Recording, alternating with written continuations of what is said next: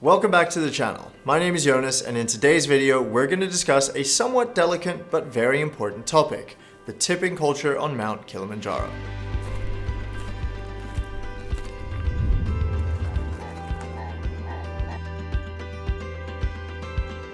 Tipping is a common practice in many popular mountain tourism destinations, and this includes Kilimanjaro.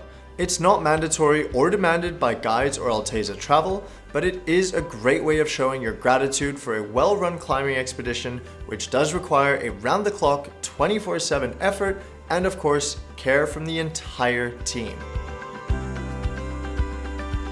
Keep in mind that while tipping the mountain crew is a cultural norm in Tanzania, it's not their only source of income.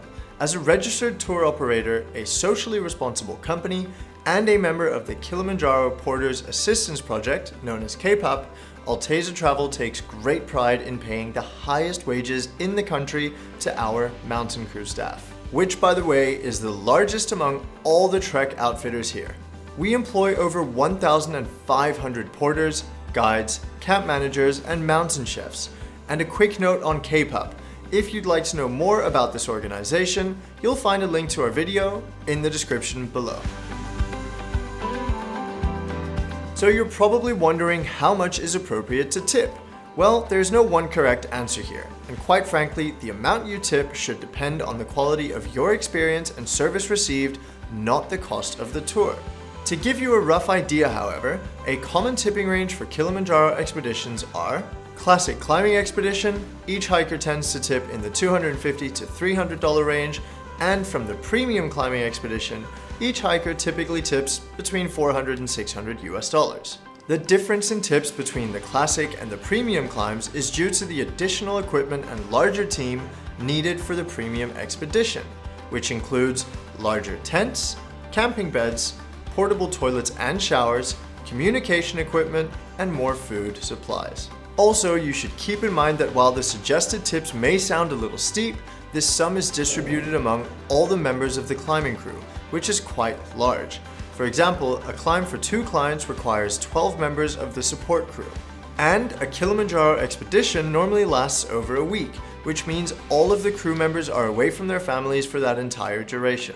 Although the work of the guides and the cooks appears to be the most important, there are many crew members whose efforts you may not notice, such as porters who take care of the toilets, ensure no litter is left behind, and provide water supply at high altitudes. For example, the Barafu camp is located at an altitude of 4,640 meters and has no nearby sources of water.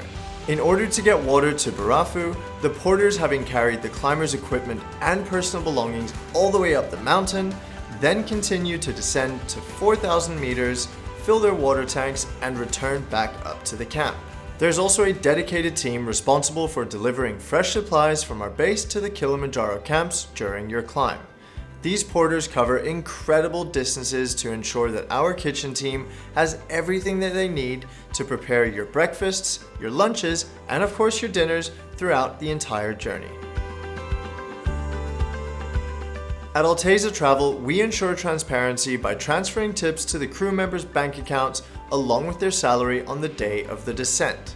All our guides, porters, and cooks have individual Altezza IDs and bank accounts with NMB Bank, which is one of the largest banks here in Tanzania, which allows us to track each and every transaction and avoid errors or currency exchange issues. After your descent, our manager will offer you an envelope and a tip sheet to privately record your name, your climbing dates, and your tipping amount for the mountain crew. Here you also have the option to write the names of individual crew members that you'd like to thank and indicate the tipping amount for each of them as well. This ensures that your contribution is entirely voluntary and will be fairly distributed.